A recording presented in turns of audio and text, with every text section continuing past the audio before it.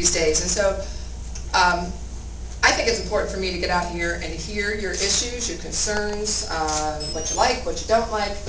One of the things, I just want to address a couple points, but I think as we look at healthcare, and reforming our healthcare insurance industry, our delivery systems, what we are looking at is trying to bring stability and security to our healthcare system for all Americans.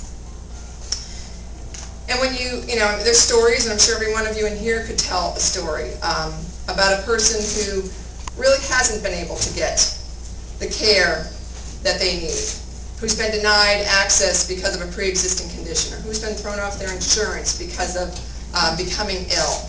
These are the kind of things we're trying to eliminate so that people do have access, but we're also trying to find a way to make a system that's going to be sustainable for the long term. And when you talk to healthcare providers, and they tell me about the issues they're having with the current healthcare system and how it really is not sustainable. So how do we move forward? And we need to have a healthy dialogue about this. When I was running for office last year, everywhere I went, whether I was talking to individuals, businesses, healthcare providers, everyone was saying, we've got to do something. We've got to reform the system. So that's what we're in the middle of now.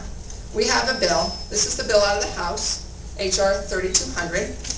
First of all, I want to dispel the myth of whether I've read it or not, because it's not very hard to read. If you look at it, it's got very large print, double space, 1,000 pages. As I tell people, this came out on July 14th. If I could not read 1,000 pages by now, I should not be your representative in U.S. Congress. So,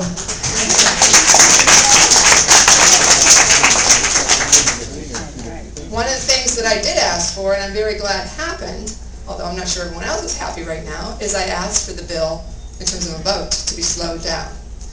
I did not want to vote for a bill in July. Many others did not want to vote for a bill in July. Because if we had voted on it, we got the bill on July 14th, to really understand it, and to read through it, and to hear from our constituents was not giving us enough time to do that. So here we are in our August district work period. It's not recess by any means, but during our August recess time, or our August district work period time, I'm out trying to talk to as many people as I can and to get as much information as I can.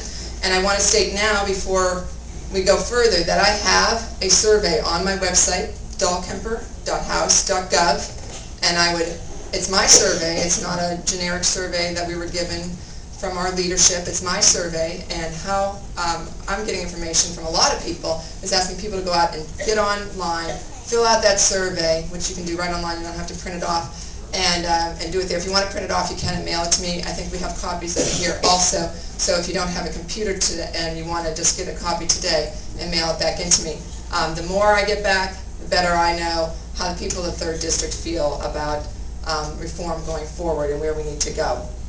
At this point, before I kind of get into questions, we do have someone here who I'd like to bring up. The CEO of Hamot Hospital, John Malone, would like to come up and say a few words from his perspective as the CEO of one of the 2 largest hospitals. I think you are the largest hospital. I don't know, though. I shouldn't say, because I'm not sure whether Vincent or Hamot are the largest, but certainly those are the 2 largest hospitals in my district. So thank you, John. Thank you. Thank you. I want to thank Congresswoman Dahlkemper for asking me to be here today, and also I should let you know that I am a card-carrying member of the AARP, not for 25 years, but for at least a couple of years. So I do want to say that the Congresswoman has been very much engaged with the providers. She's met on several occasions with myself and my team, really coming up to speed from a provider's perspective. I've advocated very strongly for the need for healthcare reform. I think there has to be real reform in the system. I've said for many years that the system we have now of healthcare, quite frankly, from a provider's perspective, as well as I think from a patient's perspective, is broken and needs to be reformed and needs to be fixed. It needs to be done correctly. It needs to be done thoughtfully and deliberately, and that's why I'm very encouraged, as the Congresswoman is, for this kind of a turnout to really understand the issues, learn about what the issues really are, I think important also that there's a lot of misinformation out there that's causing a lot of folks to be concerned, unduly concerned. But from a provider's perspective, what we have now in terms of our health care system is not sustainable. I talked last night on a quick interview on television that at Hamot alone, our uncompensated care, that's the people who show up at our doorsteps, and we take care of everyone who show up at our doorsteps. Back in 2003, cost Hamot $9 million. In other words, we provided in 2003 $9 million of care that we weren't in any way compensated for. Today, that number is $32 million. And actually, this past month of July, we had budgeted and anticipated having $2 million just in the month of July of free care, uncompensated care. That actually was double that amount. So if that trend were to continue through this year, we would have over $50 million in care that there's no mechanism for being compensated for. And with the cost of health care, with all the cost of technology and drugs and all the things that providers like Hamot are doing, that is not sustainable. I think also, other than the economics, it's the moral and ethical question of the 40 or 50 million people who don't have insurance at all, and also the people who are underinsured.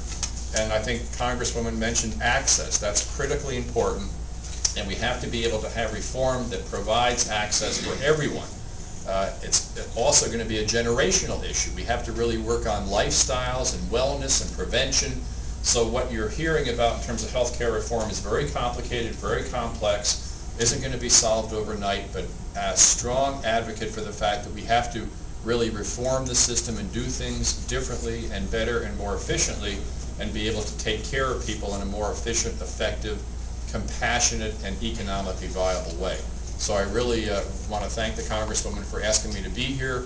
She's been a great advocate for, in fact, understanding what the issues are, and I think we're all looking forward to a healthy discussion today and understanding what the issues are, and I'll be more than happy after the session or during the session